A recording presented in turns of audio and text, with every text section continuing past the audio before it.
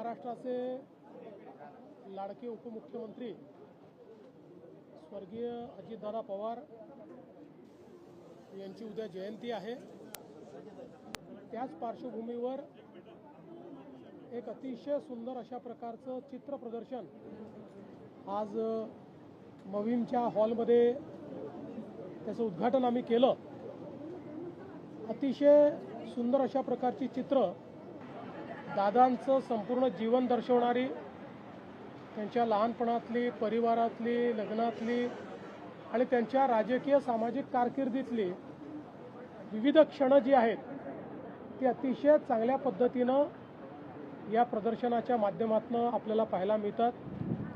दादांचा जसा उमदा स्वभाव होता, त्यांचं जे हास्य होतं, कधी त्यांची कठोरता होती, अशा सगळ्या गोष्टी आपल्याला या प्रदर्शनामध्ये पाहायला मिळतात। एकूणच हे प्रदर्शन पाहिल्यानंतर निश्चितपणे दादांचं व्यक्तिमत्व तर आपल्याला पाहायला मिळतंच, पण त्यासोबत अनेक आठवणी देखील या प्रदर्शनामुळे ताज्या होतात।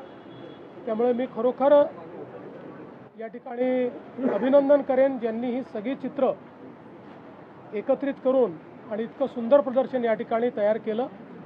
आणि दादांवर प्रेम करणाऱ्या सर्वांनी हे प्रदर्शन आवर्जून बघावं अशा प्रकारचं माझं आव्हान आहे।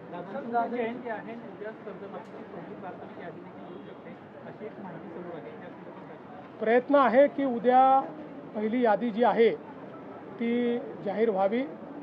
आमचे सहकार मंत्री बाबासाहेब पाटील यांनी या संदर्भात प्रयत्न केलेला आहे आणि शक्यतोवर उद्या दादांच्या जयंतीचं औचित्य साधून ही यादी यावी हा प्रयत्न आम्ही करू।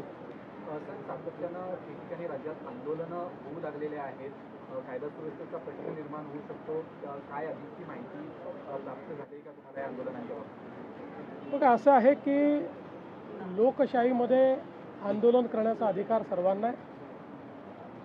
केवळ लोकशाहीमध्ये आंदोलन करतानाही संविधानाने दिलेले हक्क आणि त्यासोबत संविधानाने टाकलेली जबाबदारी या दोन्ही गोष्टी लक्षात घेतल्या पाहिजे।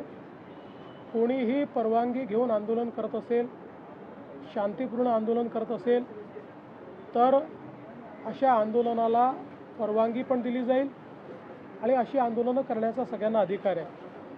जाणीवपूर्वक राजकीय अशांतता तयार करण्याकरता बिना परवानगी आंदोलनं करणे, हिंसा करणे हे मात्र कुठल्याही परिस्थितीमध्ये योग्य नाही।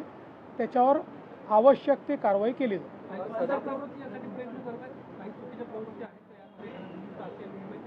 बघा, एक गोष्ट तर निश्चित आहे की कुठलंही आंदोलन आपण बघितलं, ज्यावेळेस आंदोलन फेसलेस असतं त्यावेळी काही प्रवृत्ती त्या आंदोलनात शिरतच असतात आणि त्या प्रवृत्ती त्या आंदोलनाचा फायदा घेऊन त्या आंदोलनाच्या खांद्यावर बंदूक ठेवून आपलीही स्वार्थ कसे आपल्याला पूर्ण करता येतील असा प्रयत्न करत असतात। आता दिल्लीमध्ये जे आंदोलन झालं, अनेक राजकीय पक्ष त्यामध्ये आपली पोळी कशी भाजता येईल हा प्रयत्न करतायत। अनेक अशा संघटना की ज्या संघटनांचा या विषयाशी घेणं देणं नाही आहे, पण अराजकता कशी तयार करता येईल त्याचाही प्रयत्न करतायत। ज्यावेळी फेसलेस आंदोलन असतं त्यावेळी आपण दिल्लीमध्ये देखील बघितलं की कशा प्रकारे नेतृत्वहीन अशा प्रकारचं एक त्या ठिकाणी व्यवस्था आपल्याला पाहायला मिळाली। पोलिसांच्या गाड्या फोडणं असेल, गाड्या उलटवणं असेल, पोलिसांवर दगडफेक असेल, अशा अनेक गोष्टी घडल्या। त्या एक गोष्ट मी आपल्याला सांगतो की कुठल्याही सरकारला आपल्या नागरिकांवर लाठीचार्ज करणं हे कधीच आवडत नाही। पण काल आपण बघितलं असेल ज्या प्रकारची अवस्था त्या ठिकाणी होती, जर पोलिसांनी कंट्रोल घेतला नसता तर अनेक अनावश्यक अशा गोष्टी त्या ठिकाणी घडल्या असत्या। पोलिसांनी मोठा संयम देखील दाखवलेला आहे आणि अर्थातच अशा प्रकारचं आंदोलन हे त्या ठिकाणी योग्य पद्धतीने व्हावं यापुरतं जेवढं त्याच्यावर कारवाई केली पाहिजे तेवढी कारवाई ही पोलिसांनी केली आहे। मला असं वाटतं की याच्या खोलात जर आपण गेलं तर मी काही सगळ्या आंदोलकांवर त्या ठिकाणी कुठलाही आरोप करू इच्छित नाही. काही लोक चांगल्या भावनेने देखील करत असतील, पण हे निश्चित आहे की त्याच्यात असे लोकही घुसलेले आहेत की ज्यांना आपला स्वार्थ साधायचा आहे, ज्यांना या नीटशी काही घेणं देणं नाही आहे, ज्यांना केवळ अराजकता तयार करायची. भाऊ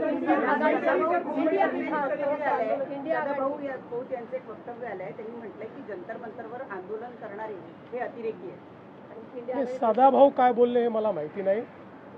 माझं मत असं आहे की मी पुन्हा सांगतो, आंदोलन करणारे काही लोक हे चांगल्या भावनेने करणारे असू शकतात, मला त्यांच्याबद्दल म्हणायचं नाही. पण हेही तेवढंच खरं आहे की त्याच्यामध्ये काही लोक आपला अजेंडा घेऊन शिरलेले आहेत, हे मात्र स्पष्ट दिसत आहे. त्यातल्या अनेक लोकांना नीट काय हे देखील माहिती नाही, परीक्षा कधी झाली हे देखील माहिती नाही.